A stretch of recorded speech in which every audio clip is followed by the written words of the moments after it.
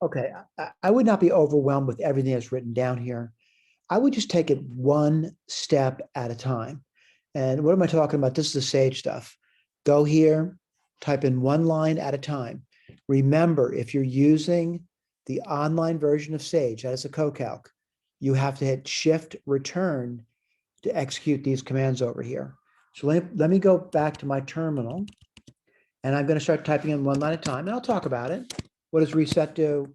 Gives me a clean slate. It purges any memory, and it gives me a clean slate. X and Y are variables. I'll type this in, X is a variable and Y is a variable, and their names are X and Y. All right. Now this thing over here, I'm going to copy paste though. And we've been doing this for some time, but now they're assigning IP1. Right. Now I'm going to tell you what it does. IP1 becomes a placeholder for this plot. It actually holds the plot. Now, what plot does it hold? It holds the plot 2x plus y is minus 3, and the plot image is going to occur between minus 10 and 10 on both the x and y axis. Right. So IP1 stands for implicit plot 1. Well, let's do implicit plot 2. I copy paste it. And again, I'll talk through it. Need to do that. I'm sorry. I forgot to put return in that last line. Let's do IP2 now. What's IP2? It's a placeholder for implicit plot. It's actually being stored somewhere when I hit the return button. What does it store? It stores the line whose equation is y equals minus 2x plus 11 in the same axes, by the way. So minus 10 to 10, I should say the same range and domain, and y is minus 10 to 10. All right. Now, by the way, someone says, I wonder what IP1 looks like and IP2 looks like. Well, I'm going to say this command here is going to show it. So let me go back over here. And what's going to show? It's going to take those two plots, combine them together into one image. And what do I say? I actually see two lines. And these are two lines that are parallel in image. All right. Now, I'm not going to guarantee they're parallel until I go through those tests that we've discussed in class. All right. But I'm going to say that's a nice image. It certainly does look parallel to me. All right. Let's do the next one. And again, we'll talk about what this one is over here. This is IP3. What does it do? IP3 becomes another placeholder for another implicit plot. And that implicit plot is 2x minus 3y is equal to 5. Again, the axis is between minus 10 and 10 for x and minus 10 and 10 for y. Whoops. Let's do IP4.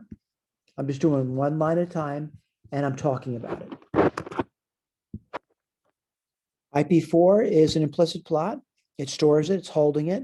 What does it hold? Y is minus 3/2 of an x minus 1/2 between minus 10 and 10, and between minus 10 and 10 for the y as well. What do I want to do? I want to combine those two graphs and see what it looks like. And looking at it, they definitely look perpendicular to me. By the way, when something looks perpendicular, doesn't mean they are perpendicular. We have to verify they're perpendicular by doing the slope test. All right, the stuff that we discussed in class. Again, it can't hurt to have an image. The problem with images, they can be very, very deceptive. Let me give you an example of how deceptive these can become. So I'm going to go back to Grapher. Excuse me. I'm going to graph, let's see, I'm going to graph IP3. And the way I'm going to do that, just type it in. So 2x minus 3y is equal to 5. And I want to point out I graphed that. All right, I'm going to keep doing it. I'm going to do this one over here, and I can make another graph now. So give me 1 second. I'm going to insert another graph over here. And what do I do? Y equals minus 3 divided by 2, x minus 1 divided by 2. All right, let's take a look at it. And clearly, I'm looking at those things, and I'm going to say, you know, again, they look perpendicular. But watch what happens when I do this over here. Right, I'm going to zoom in, and I want to show you something when I zoom over here, what it looks like when this happens over here. All right, so, well, maybe that wasn't so good, but let me just, I'm going to try again. Let me just, I'm going to change the axes. Give me 1 second. And give me a minute here.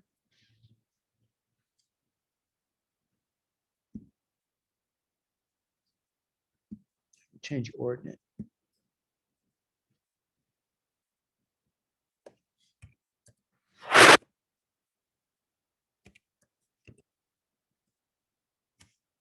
And now I'm going to change. I'm trying to get this thing to be more deceptive. This might be a bad example to choose here.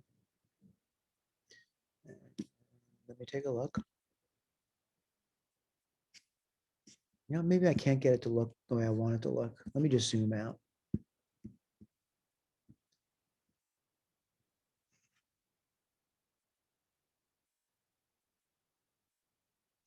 Yeah, I think no matter what we do, so I really I can't deceive you on that one.